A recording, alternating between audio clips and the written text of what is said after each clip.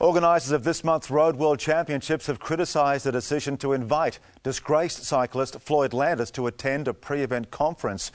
Landis, who was stripped of the 2006 Tour de France after a positive drugs test, is expected to attend an anti-doping conference as part of a panel discussion at the Deakin University in Geelong. His arrival has generated anger among sections of Victoria's cycling community. And Dave McKenzie joins us now. Dave, what are your thoughts?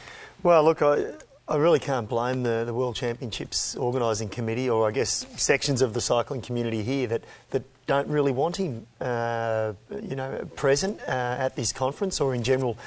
While it's on, I think more so around the World Championships. I think everyone knows cycling's had its problems, its doping problems, drug problems, and we're fighting them. I think the UCI, along with WADA and all the anti-doping organisations around the world, are fighting them. But what we don't need is, I guess, this negative publicity that comes with it. And Floyd Landis is associated with, testing positive at the Tour de France, the world's biggest cycling event. An event that he won until he tested positive. So, it does give I think a negative slant on cycling. But that said, Dave, it's a free world. Shouldn't he be in a position where he can voice his opinion? I mean, he says that he's coming to Geelong to discuss his ideas about the future of doping and finding solutions. Look, you're dead right. It is a free world, and he's free to say what he wants. But I think that he's using it as a bit of a soapbox.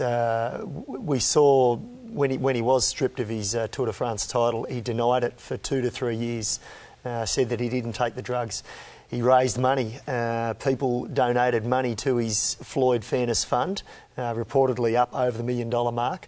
Then he came out and said, OK, I have taken drugs, and he announced that he timed it around Tour of California this year. If you cast your minds back, he made an appearance at Tour of California. It was well publicised, and he started naming names and, of course, has tried to implicate none other than Lance Armstrong. So why should we believe him now? Are you saying he's grandstanding? Absolutely, I think he is. I mean, I think he's everything you're saying that he said. He wants to, try and help the sport recover. And find a path to improve the sport and, I guess, rid it of the drugs. I don't think he can actually help it any more than the people that are fighting it. I think cycling and our world governing body, they've taken a big stand against it in the last, 5, even 10 years, ever since the Festina affair. We keep catching cyclists. They test positive. I think it's not great publicity, but it's a good sign because we are catching the cheats. So, I think he's using it as an excuse to I guess name other riders, or whether or not it's make-up stories. I don't know whether we can believe him now.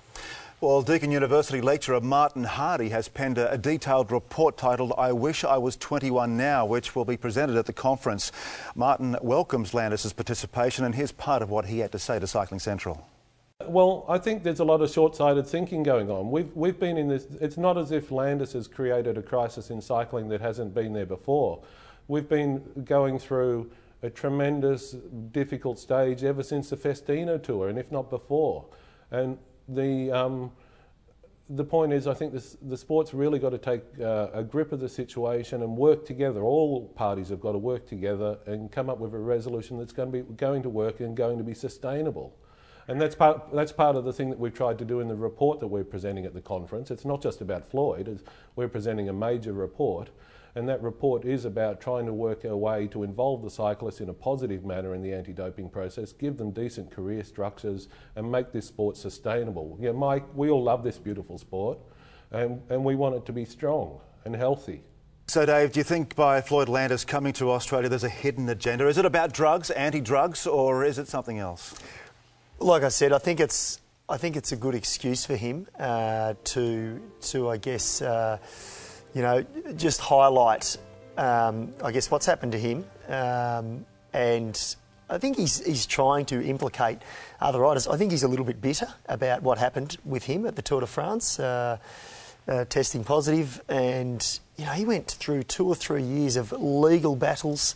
In a lot of ways I feel sorry for him, but don't try and drag the sport down with you. I think that's what I think the people in the sport are saying, certainly from within, and I think the fans have spoken as well. Well, you're right, because the Cycling Central ran a poll this week asking the question, should Floyd Landis be able to voice his opinion at the World Championships next month? And there was a resounding 89% of the poll said no. 9% said yes and 2% were undecided. So I guess that's the cycling community expressing their anger. Look, that's right. I think everyone wants the sport to clean up.